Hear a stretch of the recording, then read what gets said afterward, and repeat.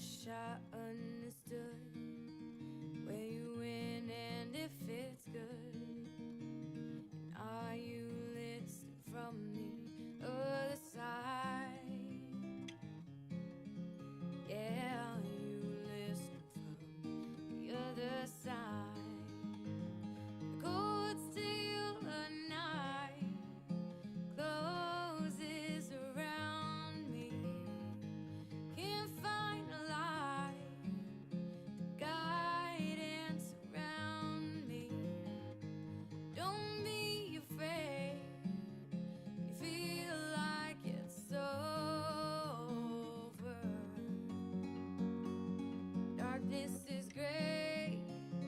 Dawn is getting closer.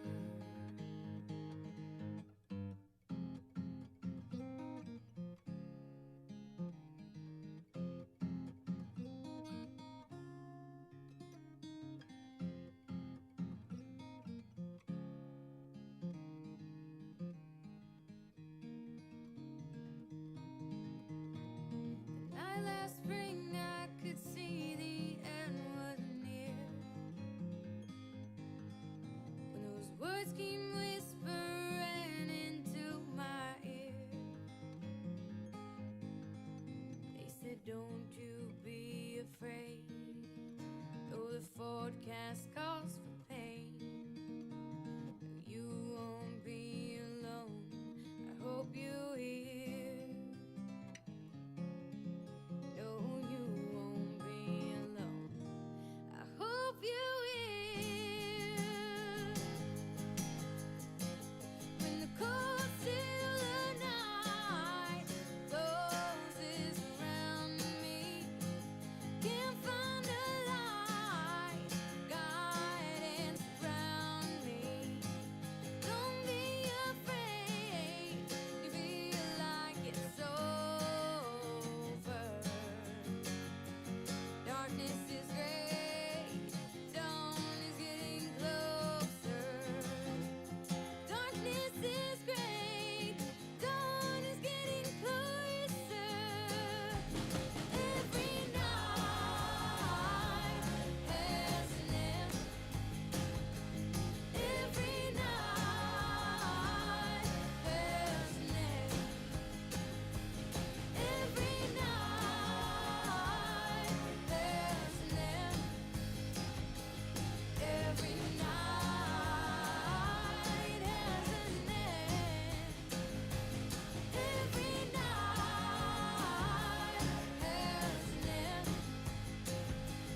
Every night has an end. Every night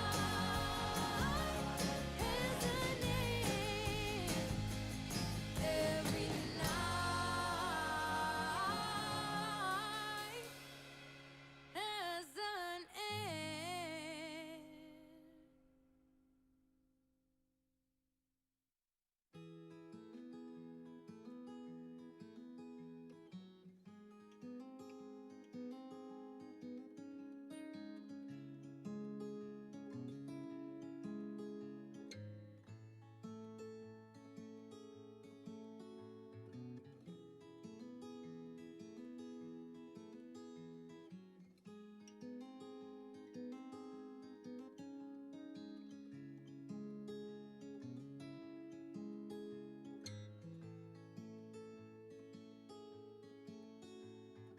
I woke up to the sound of weeping, stirred me from my night of sleeping. I looked out the window with waking eyes.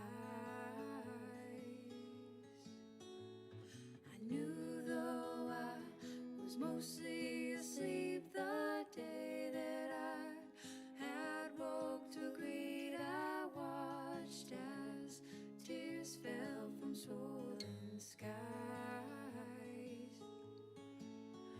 Most days line up like dominoes, tumble forward in neat rows. You can't discern one from the rest.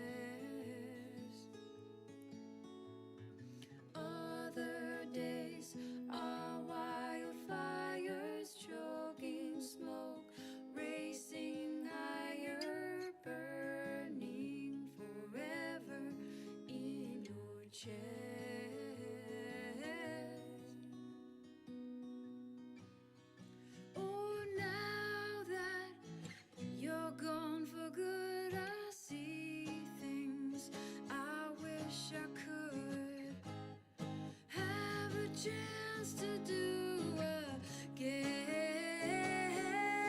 Oh, why did you go and leave me? I can't stop believing nothing good will come again.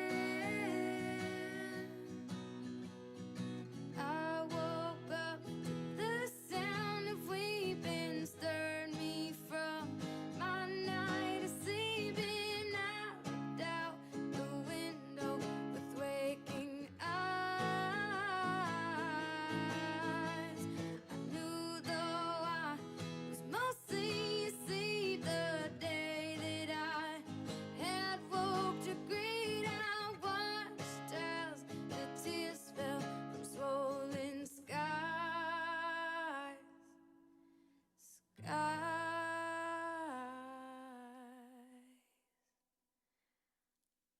I woke up to the sound of weeping, stirred me from my night of sleeping.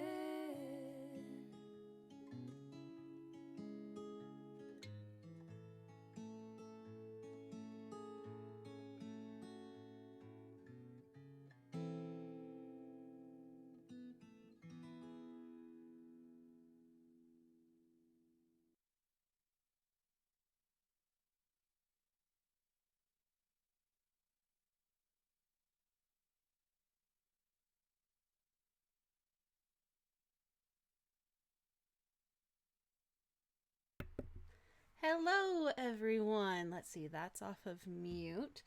Perfect. How is sound? Can you guys hear me? Everything good? Waits 30 seconds for people to respond.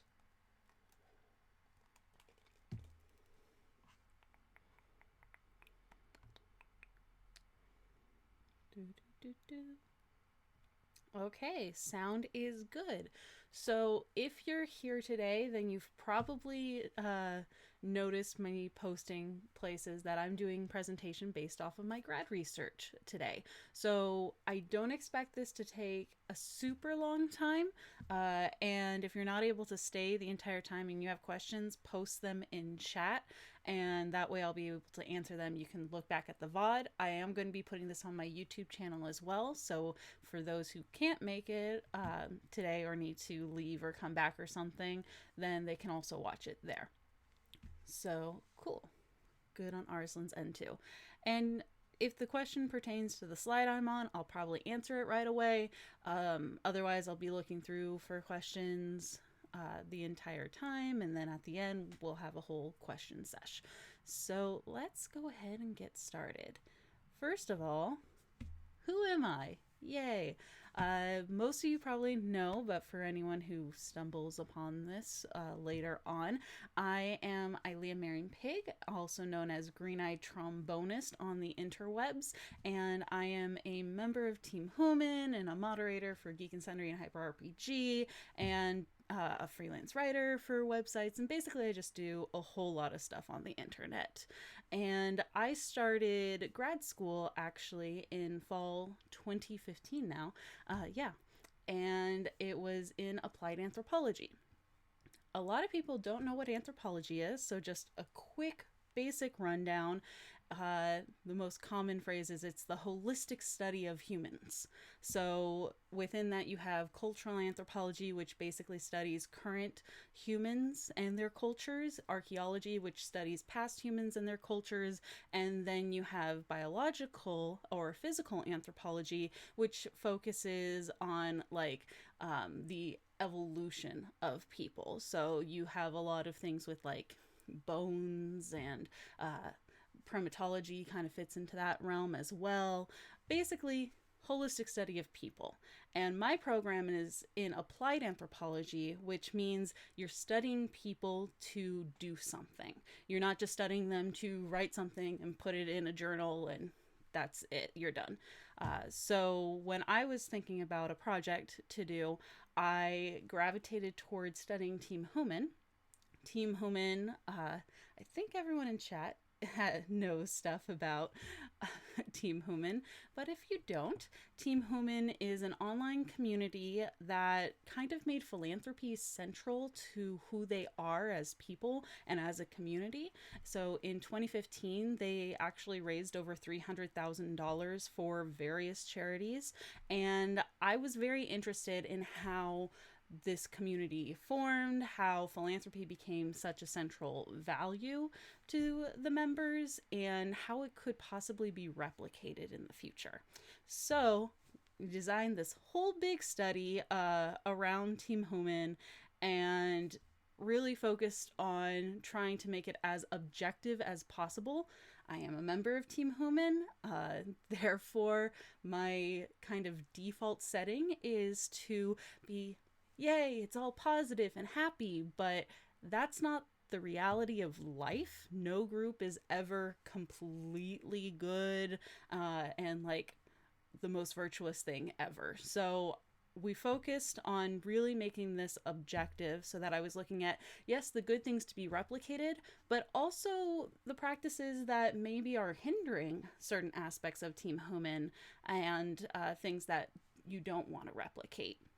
And in this process, I ended up partnering with Geek and Sundry and Hyper RPG in order to understand both the community, how they operate on Twitch in particular within those two channels, and how the business practices of those channels also influence the philanthropy and communication.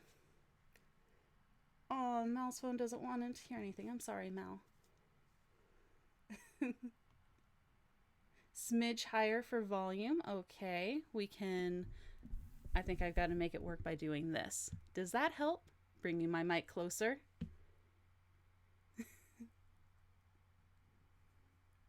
Waiting my 30 seconds to see if that helps. We're going to take a pause here.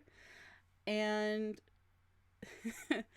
one of our lovely chatters just said we are lab rats. And that's the thing about doing this study is I consider you guys participants. I posted everywhere. This is one of the ways we made sure that it was objective and I wasn't like taking advantage of anyone. Was I posted on all of my social media accounts that I was doing the studies, ways to get in contact with me, posted it in the Facebook group multiple times, talked to basically everyone I could to make it very clear I'm doing a study on Team Hooman, so that people could choose to participate or not. And if they were participating in public forums, like interacting on social media, then I was observing that, but names have been changed or removed completely to try and protect people's identity a bit more. Okay, I heard one person say yes a little. Maybe I'll increase my gain a bit. Okay. How is that doing for it? Hopefully this is working for you guys. Do I have this on the right setting too? Yeah, that is on the right setting. Okay.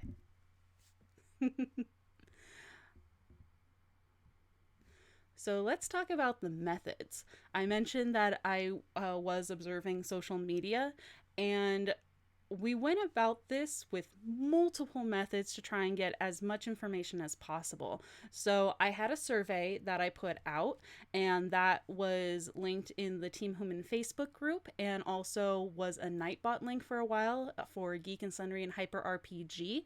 And one of the things that I did was I never personally used that Nightbot link so that I wasn't abusing my power as a moderator in those channels and kind of pressuring people to take this study. We did get 196 respondents on that, so I'm very happy with how that survey turned out, even with me not being the one pushing out the link. Then from those 196 respondents, I pulled 30 people for interviews to try and get a balanced look, like have the interview balance of demographic information and everything match what I was finding out about the Team Hooman composition. So I interviewed people about how they found out about Team Hooman, how they joined, what they think it means to be a Hooman, and I also interviewed people who are not Hoomans, the fun thing about doing this survey and having the link posted for Geek and Sundry and Hyper RPG is that there are actually many viewers and many participants who don't consider themselves to be members of Team Hooman. So I interviewed those respondents to see what they thought of Team Hooman and what it was, and just kind of their whole idea about the community. And then probably the thing that took the most time was participant observation. I participated both from an audience perspective and a business perspective. So from the audience perspective, I was in the Twitch channels, I was chatting with people, I was watching the shows, I was participating with the Twitter and the Facebook, and reading through the forums, and basically being a human and taking note of what those actions kind of were and what I was seeing around me. And then from the business perspective, I visited the studios for Geek and Sundry and Hyper RPG. Ooh. Thank you for following, Dread Chupacabra. Yes, that will also be happening during this presentation. So for anyone who's watching this afterwards, like my advisor, who maybe might not be as familiar with Twitch chat, that tends to happen. So from the business perspective, I was visiting Geek and Sundry and Hyper RPG, and I was getting a behind the scenes look of how the staff interacted with each other, how the hosts interacted with chat, how they were talking about Team Hooman off the stage when the camera wasn't on them, and just getting an impression of what was going on and kind of the intricacies there within the businesses. And then there was the archival analysis. I got access to the chat logs for both channels, and I looked through them, looked through the new forums, looked through the Twitter feeds. Thank you for following 23 Tall Boy. And I was looking for mentions of Hoomans, Team Hooman, philanthropy, seeing if there were any connections happening within those mentions or how people reacted to the channel based off of that information. So all in all, it was quite a bit of stuff that I was doing, but I think it was all worth it.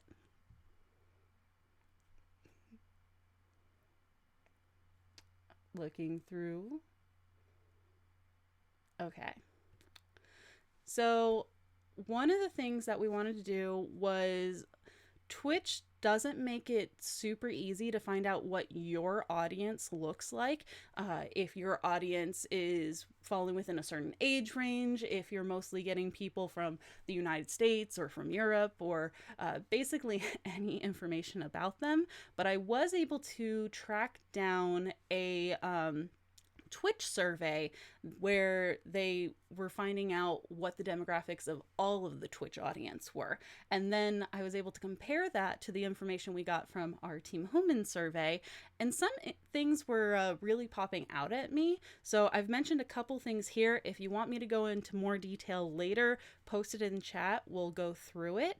But I just want to mention the gender ratio was the first thing that popped out at me. So the Twitch survey said that 91% of Twitch users are male and 9% are female. It did not separate out for non-binary, trans, or any information like that. It was a binary question for that survey. In the information that we collected, it was that 61% of humans are male and almost 35% are female. This is just Hoomans, by the way. This isn't for the entire survey, because I was interested in seeing what the Team Hooman makeup was. So, and then we had 1.5% say they're non-binary, and then 2.3% say that they're transsexual. So basically what we're having here is, even though it's not a majority, we have a much higher representation of females in Team Hooman than in all of Twitch. And this could be for a few things, though. Women that I talked to over the course of this study did mention that they felt safer in Team Hooman and Team Hooman related chat rooms to even mention that they're female. And for those who play games, you know that as a female playing a game, oftentimes you might not reveal your gender because of these issues of harassment and things going on. So it could be that people were on the overall Twitch survey saying that they weren't female when they are. I don't quite believe that's what's happened here. I think it's actually probably pretty accurate, but I think what we have is that Team Hooman is just a more accepting place overall to be female and talk about your femininity and make it known, hey, I'm a woman, that's cool, and not get harassed for it. The other thing that I was interested in was actually for age. And for Twitch, they said that the most common age was 18 to 24. With Team Hooman, the average age was actually 33. And this was a range from 18 to 63.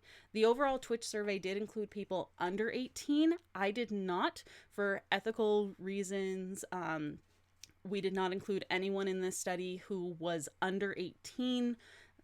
They needed to be a legal adult in the United States for me to include them. So that might have skewed things a little bit, but I don't think it would have been that dramatic. Team Hooman is skewing older in age. We did have at the upper range someone who was 63 as a respondent. So I found that very interesting that Team Hooman and even overall just for all the respondents, we were skewing older.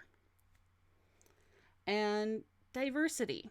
I'm not going to mention everything here, but this kind of was the opposite reaction. You know, when we're looking at the gender ratio, we're like, yay, more women and things like that. That kind of seems like a very positive thing within Team Hooman. So Team Hooman, they talk about being diverse and accepting and open, but what I found actually was that Twitch is 69% Caucasian, and Hoomans who responded to the survey were 89.15% Caucasian. So we have a large representative of white people, basically, and much less representation of every other ethnic group. The widest discrepancy was that all of Twitch has about 7% of users identifying as Black, and Team Hooman only had 0.65% respond that way. So it's very interesting. It's not necessarily something you would expect, especially from a group who talks about being diverse and being accepting and inclusive. So I'm interested in what's going on there, and I'm not quite sure. But those are just some of the things that I want to pull out here. I also looked at socioeconomic status and the rate that people were donating and a bunch of information like that. So if you want to talk more about the demographic information, we can do that at the end for sure. So let's just talk about a few things that also jumped out at me over the course of all of the work. The demographic information was just from the survey, but overall the work, what I found really interesting was this phrase kept popping up of, I'm just a Hooman. This idea that I'm just a fan, or I'm just a viewer, or I'm just a Hooman. It kept recurring, and it was this sense of being less, like you could be more and you could be contributing more and have more responsibilities. Like I could be a mod and helping out with this, but I'm just a fan. And it was very interesting that we were getting this from people who were donating money to charities or were donating their time or creating these extracurricular projects or promoting everything on the social media. And they were still saying, I am just.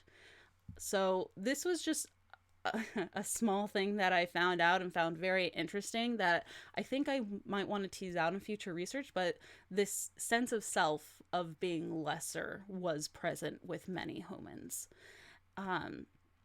And then when you're dealing with an online community, you talk about being inclusive. Team Hooman is very much into being inclusive and everyone can be a Hooman. It's very simple. Number one rule, don't be a dick. And everyone that I talked to about what it takes to be Hooman was very open to just like, you just don't need to be a jerk. And there weren't many regulations that people put on it. However, there are some exclusions that did come out within the research that, you know, probably being a geek is something that's going to make you gravitate towards Team Hooman. Being a fan of Felicia Day, for instance, is something that many Hoomans are. The community started watching Felicia and her brother Ryan on Twitch, so that makes sense that many people were brought forth and into the community by viewing Felicia. But there was this phrase that kept coming up, especially in the Facebook group, where people were sharing these posts about someone doing good in the world. And it was this idea, even friends, people they don't know, family, that this person is doing good. They're a Hooman, but they don't know it yet. So this idea of you can be a Hooman even if you don't consider yourself a Hooman or know what Team Hooman is. That kept popping up in the research, that it's this different idea about what the community is, and that Hooman is more a state of being than a label for a community. So that was one of the things that I found very interesting that was popping up throughout the research. And then we have philanthropy. Philanthropy is what ignited my interest in Team Hooman and doing this study. So I think that it's important to talk about philanthropy. And I had some hypotheses about how the business practices of Geek and Sundry and Hyper RPG could help promote the philanthropy. And I found most of them were wrong. So that'll be in more detail in my grad report. But just a few things is that Team Hooman, Hoomans don't really mention philanthropy as connected to Team Hooman very often. It's most likely to be mentioned when a charity stream has ended, for instance. When people are saying, Team Hooman is so awesome for this donation goal that we've reached. It's described in those terms. And rather than when someone says, what is a Hooman, most Hoomans will talk about, we're fans of this and we like to do this and be positive on the internet. They don't really mention the philanthropy, yet it is so central and so strong that it was strange to me that it wasn't mentioned more and brought out more. But I think part of the reason for that is many Hoomans have an issue making the distinction between monetary philanthropy and altruism that is also present as a philanthropy. So there are members who aren't able to donate. We had many more people being represented from lower socioeconomic status than from higher, say 6 figures or more a year for their gross income. So we had people who weren't identifying themselves as philanthropic, but were still describing their actions of like going and volunteering at a soup kitchen or helping out someone find their way home. These were still being talked about, but there was a distinction being made between being able to give money and being a good person. And there was a lot more going on. When you're observing all of the chat logs and social media of a group, you find out a lot of information. So I'm going to be talking about my findings a lot more in depth in the final grad report, but I just wanted to give you guys a few little things that came up. And then probably the biggest thing we'll talk about is my grad toolkit, actually. But let's see what we've got going on in chat.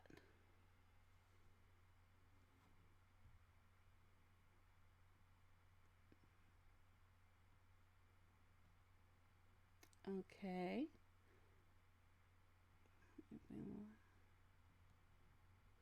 Okay.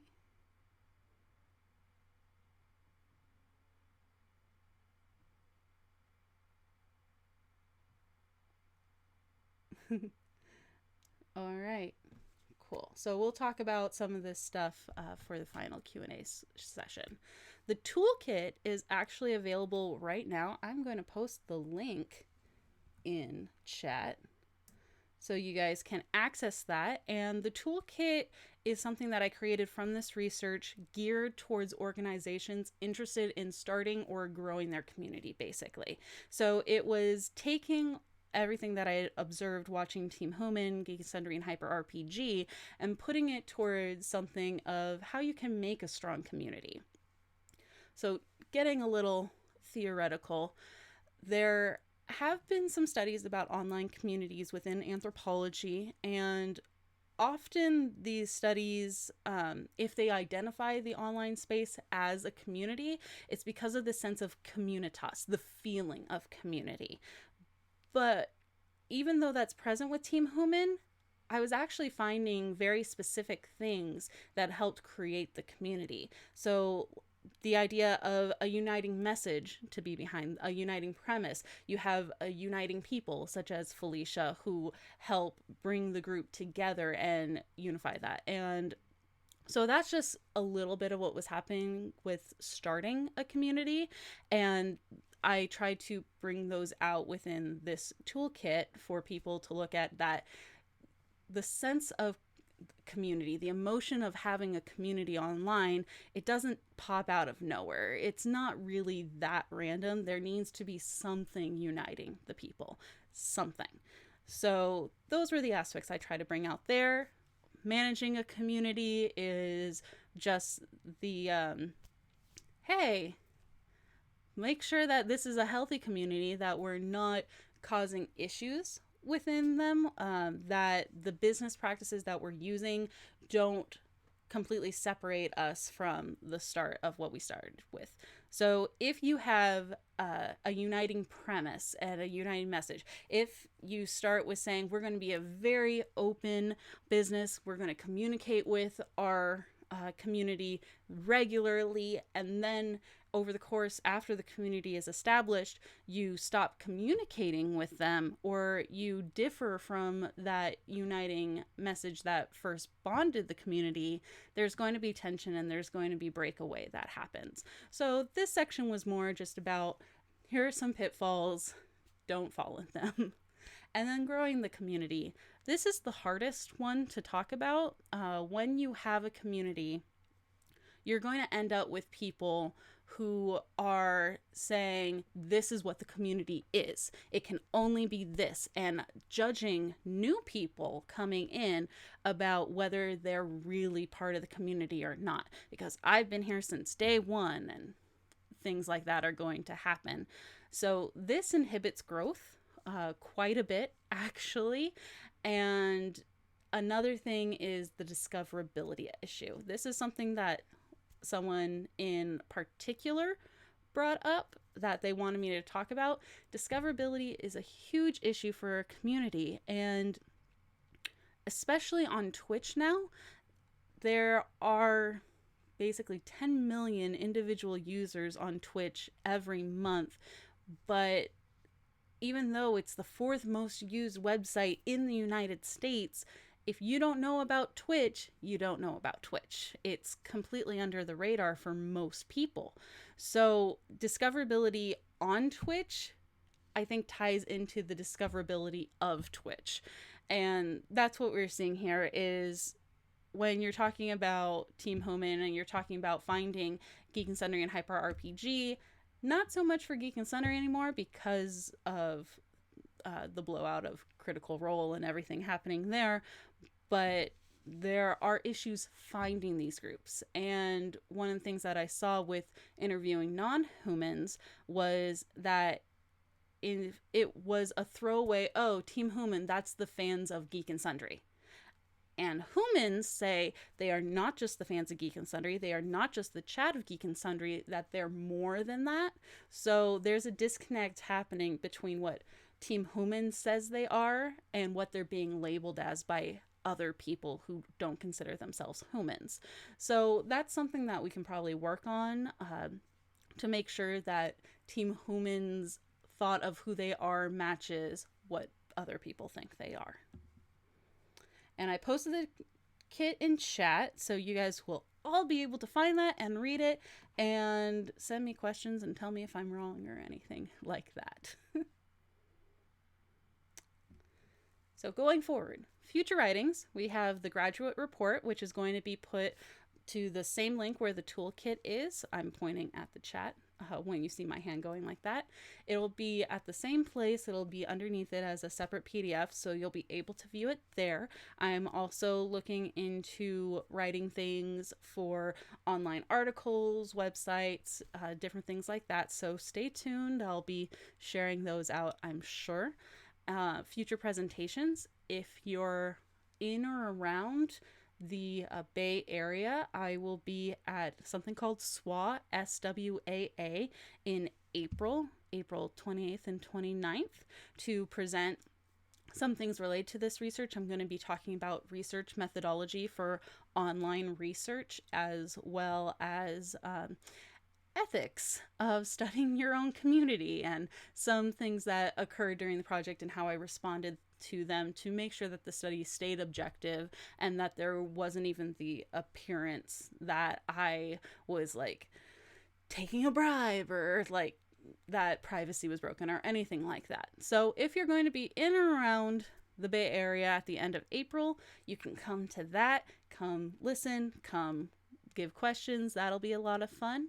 And there might be one or two online presentations happening after this. I don't know yet, so stay tuned for that. And future projects. I would like to expand work on what I've already done. Like I said, there are things that I don't know. I'm very intrigued by this idea of being just a Hooman, by this idea of as a female being more comfortable within Team Hooman kind of approved chats as compared to the rest of Twitch and what's going on there. And so if there's something that you would like to see more of related to this project, let me know, because I would love to do it and be able to go forward with this research.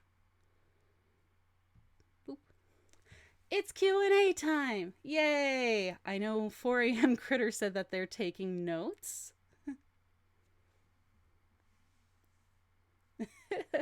There will be no quiz later. I'm not quizzing you guys on this. You guys could quiz me on it if you want to. That's cool. Let's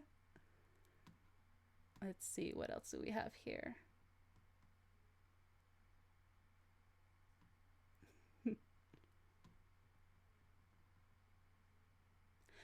And that's what I'm seeing. Zis said that they don't know that Twitch advertises, and that's what I expect. That's kind of what I suspect, is that Twitch is not really advertising themselves, and I kind of think that might lead to stagnation. And I think that's why discoverability is becoming more of an issue for channels, because yes, there are 10 million users coming in every month, but those aren't new users. That's not a new audience. Those are people who have mostly been here. You might get a couple who are new, but it's not in great numbers. And when you have people not discovering Twitch because of Twitch, they aren't looking for channels to watch. So if people are discovering Twitch, they're discovering it because of our particular channel that they might be friends with outside of Twitch. So if you don't already have a following outside of Twitch, it can be very hard to get new people coming in.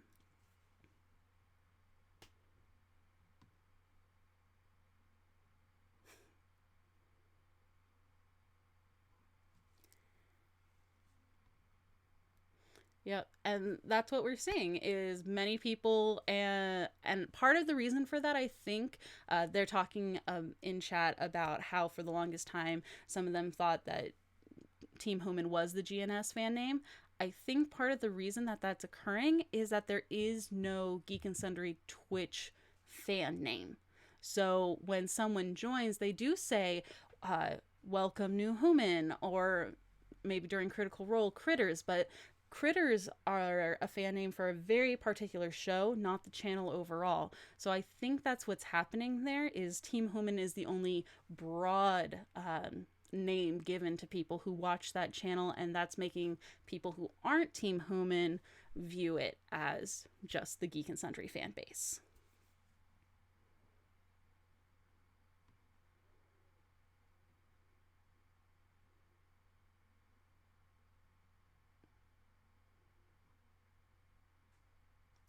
Yep. That's what I suspect as well. I keep saying expect instead of suspect. I also did not become a member of Team Hooman until the first charity stream on Geek and Sundry when they launched their channel with the Lupus Foundation stream. So it's very interesting for me to see this because when you're on Hyper RPG, Team Hooman isn't as prevalent. And I think part of the reason for that is the fans of Hyper RPG are known as thumpers. So even though I recognize usernames as people who are Hoomans, who are in the Geek and Sundry chat or in the Team Hooman Facebook group, because that community is known as thumpers, Team Hooman doesn't get mentioned nearly as much.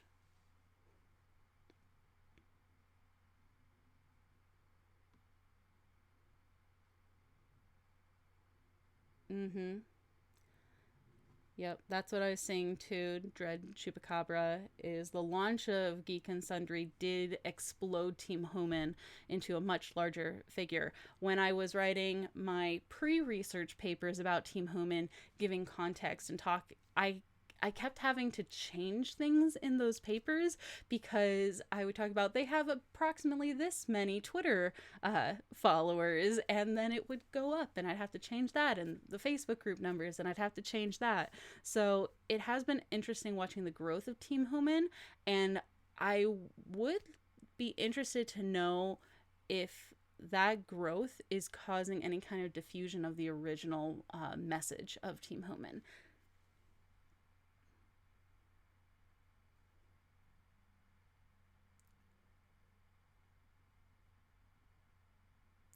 What surprised me the most? Oh, goodness.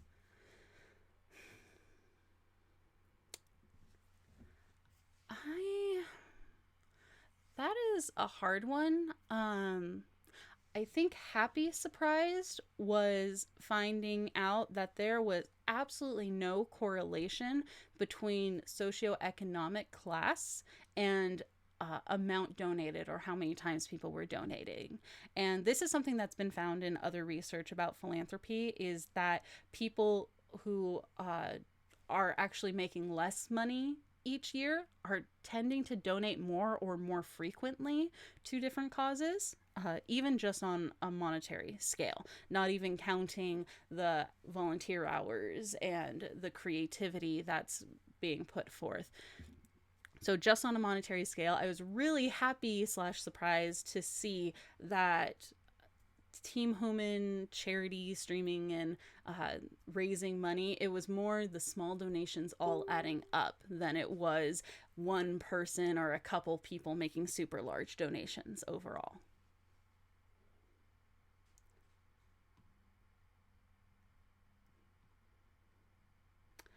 Give me a little bit more context for that 4 a.m.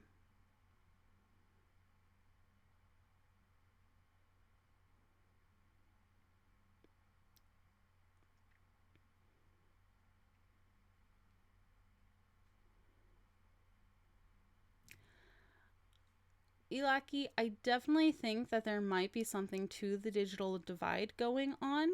Um, I don't know if I would necessarily call the content higher brow. Just thinking to some of the things I've seen on the channel, I yes, we do have discussions of diversity, which are amazing, but you also see people in black websuits doing the dance to single ladies. So I don't know if I would classify it as higher brow, but I definitely think that there is something to be said about the digital divide. Obviously, you that's one of the things that excludes people from joining Team Human. There are Human meetups, but the everyday interactions, the charity streams, and basically everything that's happening, with some exceptions like the Midwest Humans, those events are happening online. So if you don't have stable internet access or just internet at all, if you're not able to afford that, or if you're in some place where that's just not available to you, you're not going to be able to join the community. So this is something that excludes people that I don't think many people think about actually, and uh, I think it would be up to Team Human to actually consider it and see if they would want to do anything about that or if they could do anything about it.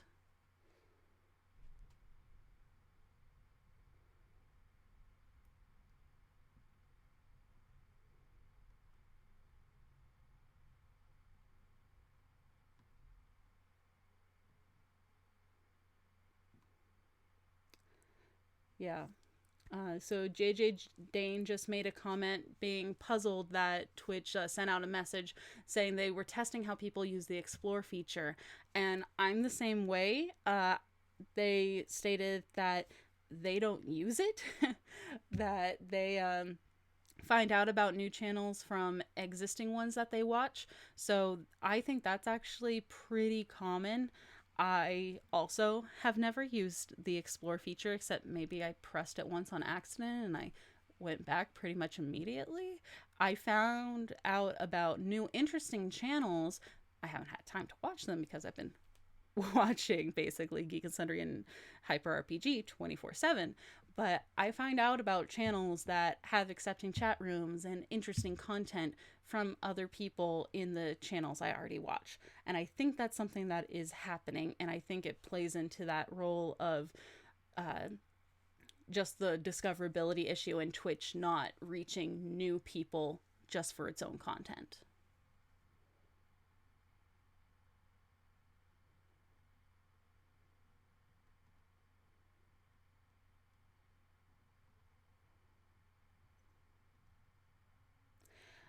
Yeah, Dread Chupacabra. I have a problem personally being able to find out this information because I wasn't a member of Team Hooman before Geek and Sundry launched with their charity stream.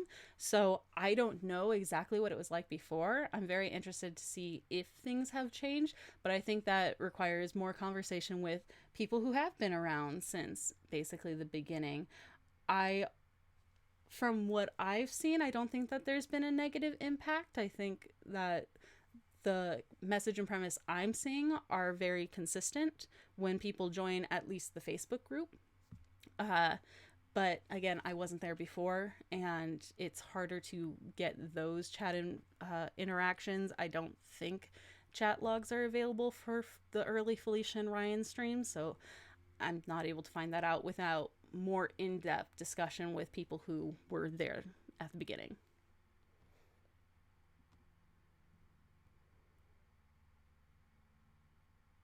Mm-hmm.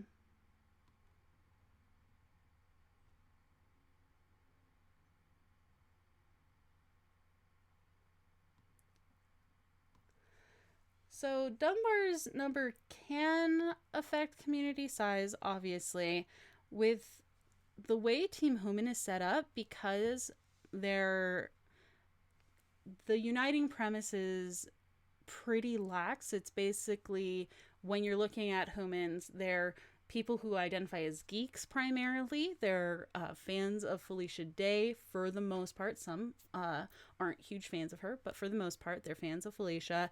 And they're people who want to spread positivity or have safe places to communicate with others without trolling behavior, negative backlash happening. So these are pretty diffuse things. It's kind of an umbrella, if you will. And when you have an umbrella premise connecting a community, you can increase the number of that you have there. So then you'll start getting pockets. Like when you have a uniting space, you get things like the Midwest Humans who actually do meet up in person and hold their own charity drives and things going on there. So though I agree that the Dunbar number can limit a community, if you have a community that's set up with umbrella terms and allow for pockets happening within that community while not having them separate on their own and be their own community. Like Midwest Humans is very different than saying, okay, we're not going to communicate with any other humans, we're just going to go off and do our own thing and make our own name.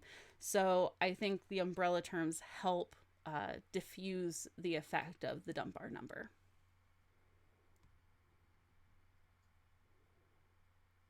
I didn't even read that question before I got to it, but 4am Critter followed that up with, have you observed formation of subgroups in regards to regional or fan themed subgroups? And I think the most prevalent is the Midwest Humans, but there are kind of subgroups happening, and one of them that can be a little unfortunate is uh, even though that they're members of the community, moderators, just because of their interaction with each other, it's a daily interaction that moderators for any human related channel have with each other.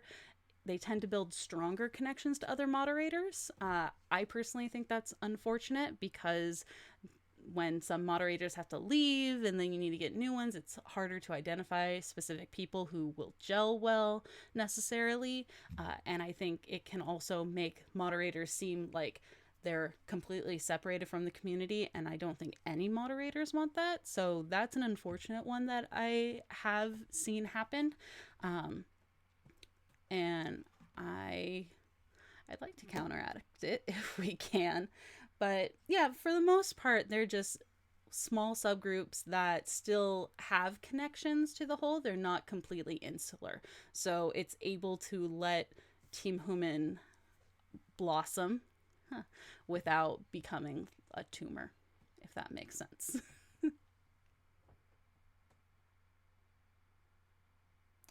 Elaki, I like that. What I was considering doing was actually recording the VOD so that I'd have the chat room there and posting that to the YouTube so that they could view it that way. Um, but because VODs go away, so I definitely want something that's permanent and there for whenever she or future people reading my research want to access, because I am going to be including links and things in my grad report. The graduate report is going to be an online PDF, which means I can link right in the document and have people go to another page without any problem whatsoever.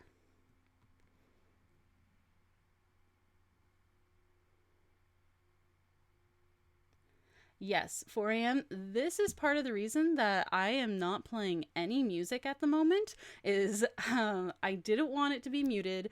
And even though I have access to an album and permission to use an album for background, I realized that a couple of the songs have swear words or strange content that is just a little bit less professional. So I decided we're going to forego music right now. We had a little bit of Bear Coon at the beginning to entertain people before we got started, but this shouldn't be muted. All right, we've got a conversation happening about Explore.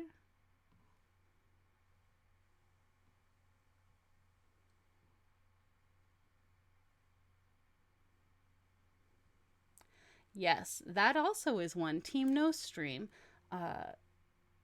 JJ Dane, is Team No Stream still a big thing? I know it got started right away with Geek and Sundry's Twitch channel, that we had people when there was no stream happening before they started doing the playlists that kind of formed their own subgroup within the chats and within the Team Human community. That's become a hashtag. But now that the playlists are happening, is it the same thing? Has it changed?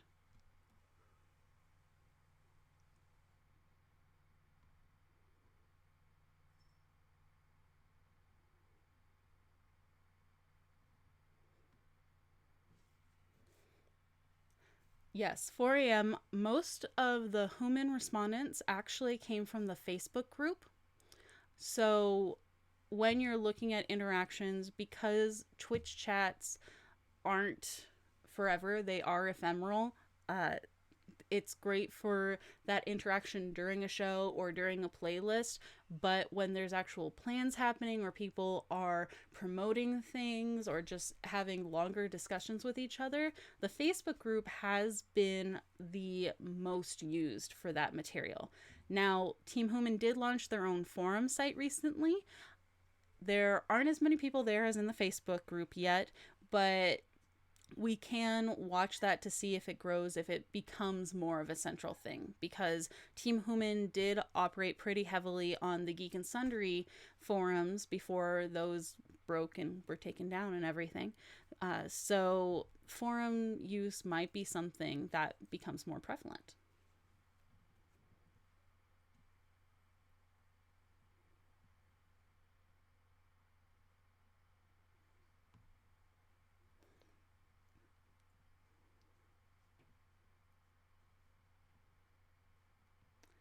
Yeah.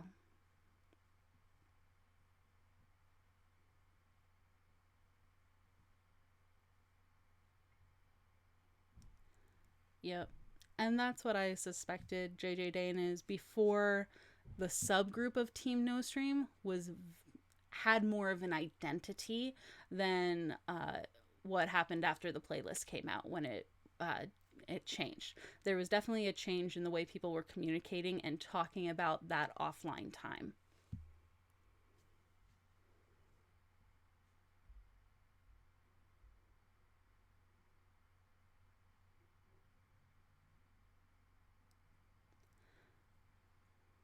So this is interesting, Elaki, because Team Human is not unique on Twitch for charity, actually.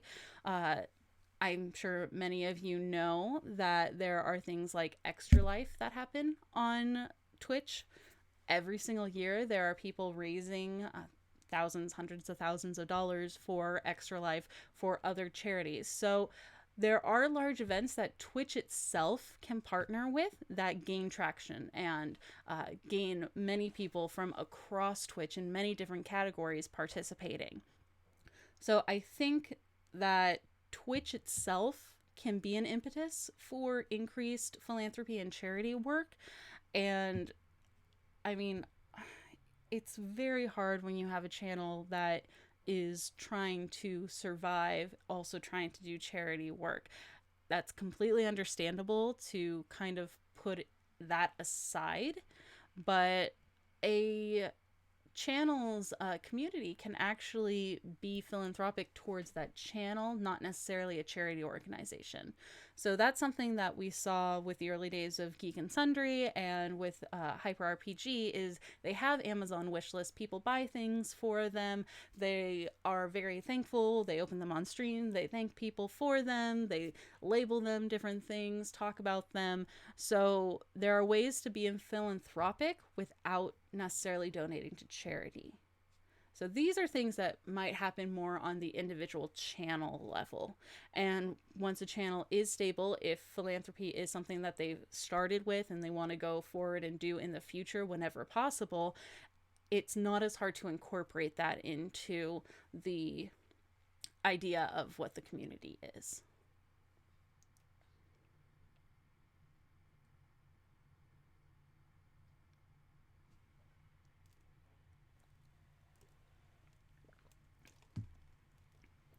Changes on platforms, changing interactions within communities. Yep, this is a great question, 23 Tall Boy. Um, I actually do believe I talked about this a little bit in the toolkit. Is changing platforms tremendously impact a community? If a platform or something related to that community changes in a way that makes it harder to communicate, especially on the most popular platforms for them, that is going to decrease individual interaction, actual communication within the whole group, and that can destroy a group if there aren't remedies put in place. So, yes, changing platforms, updated software are things that can destroy a community and can destroy a business, especially when the business is operating online and they have to use other programs, things that they did not create to function. Growth speed of online community.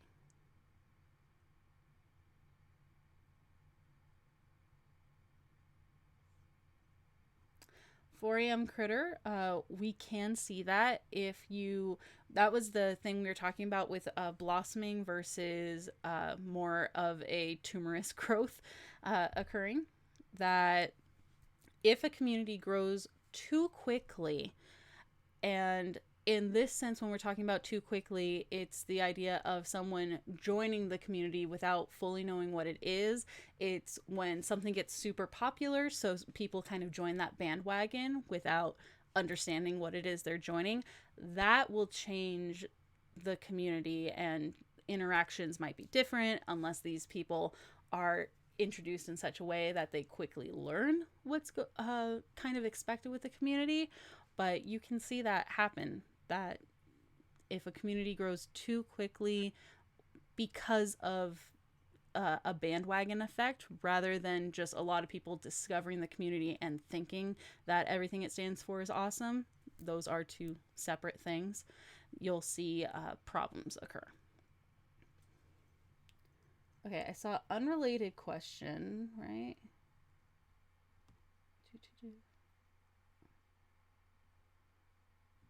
Yes, 4 a.m. critter. I am totally okay going offline for a little bit after we finish this information up, and then coming back and we can do music and whatever. But that'll be a separate thing from this.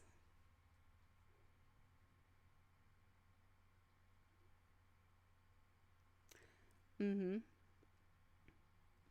Yeah, Dread Chupacabra. And I think that, so what they're talking about is they would love for more people to use the Team Hooman forums, but I think part of the reason that Facebook and Twitter are still utilized so often is because it already has that daily interaction in place. People are going there. Twitter notifications are really easy to get. You can just turn them on and you'll get them all for Team Hooman. So maybe a way to increase forum use would be to utilize the group and the Twitter to advertise the forum.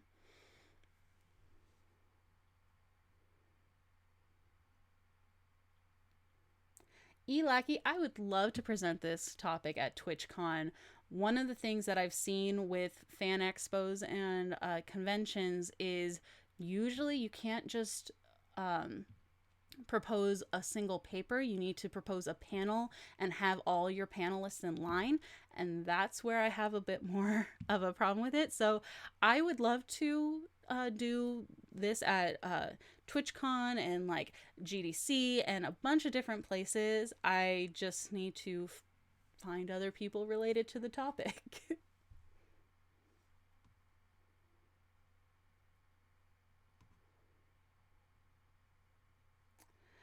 4 a.m. Though this was a mixed methods approach, so it had qualitative methods and quantitative methods, I've actually found for the most part that there's more value in the qualitative methods for questions like growth. That the quantitative, like you should have 50 new people every month or something like that, that's not as important, and that's not going to help people grow as much as it's just a gauge of their own growth. So that's not something I'm going to focus on in the report. I'm going to focus more on the qualitative means of growing the community and having that growth be stable.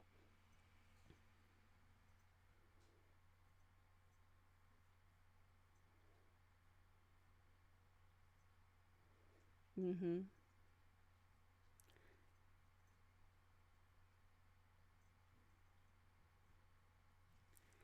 Arslan, that is a very difficult question to answer.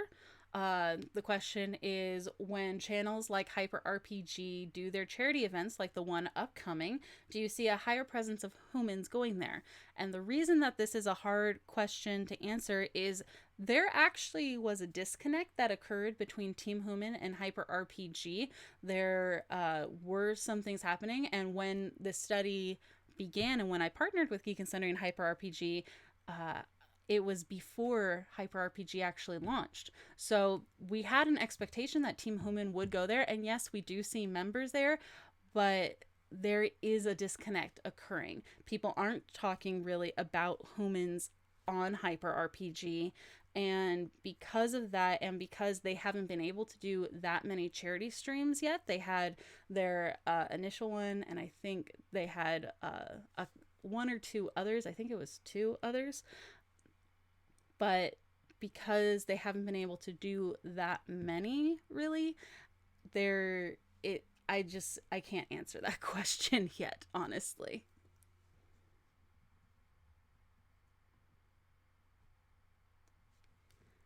So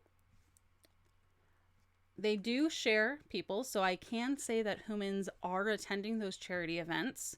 uh, I mean, just myself, I attend those charity events, so at least one human is viewing them, but it's not a focus on Team Human viewing the events. It's a focus on the Hyper RPG community primarily. Okay, questions seem to be winding down. Don't have a bunch of questions coming in yet. Yes, yes. Okay, so accessible information, we talked about the grad report and the toolkit are going to both be online on the link I provided above. And for the YouTube, I will provide that in the description box. And another question. So, yes, 4am Critter, I am going to include in my grad report, especially when I'm talking about there were two main statistical tests that I did do. They were the chi-square and the Friedman. So I will be releasing the information about those and if any correlations occurred. So you will be able to see that. You want the link to the Team Hooman forum. Do. I have to search for that because I don't have that on hand.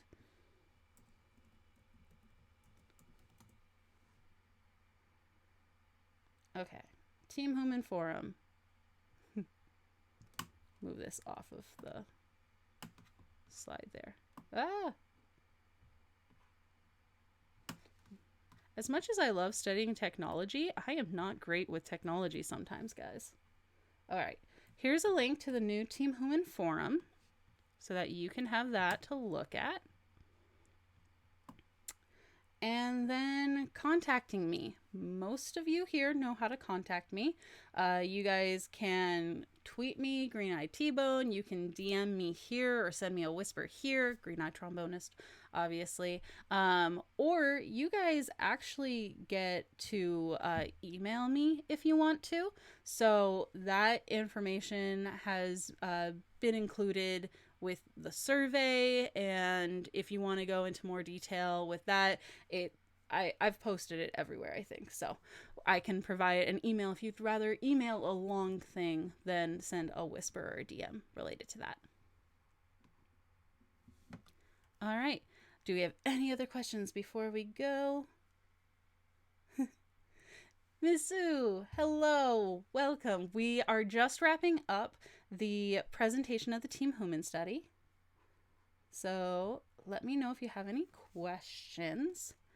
And then we're going to go down and we'll come up so that we can do some music stuff because we haven't done that for a while.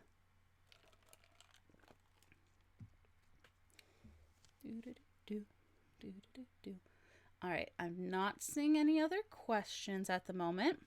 So I want to thank you guys and thank you Team Hooman, non-humans, Geek and Sundry, Hyper RPG, my school, my advisor, family, basically everyone who helped make this project possible. I really appreciate all the people who responded to the surveys and were willing to offer information and come and ask questions and who have been interested in this research and have helped me do something I love for my grad research. So thank you all so much. You are wonderful people. If you have more questions, I've told you how to get into contact with me. So we're going to close this out. Thank you all so much.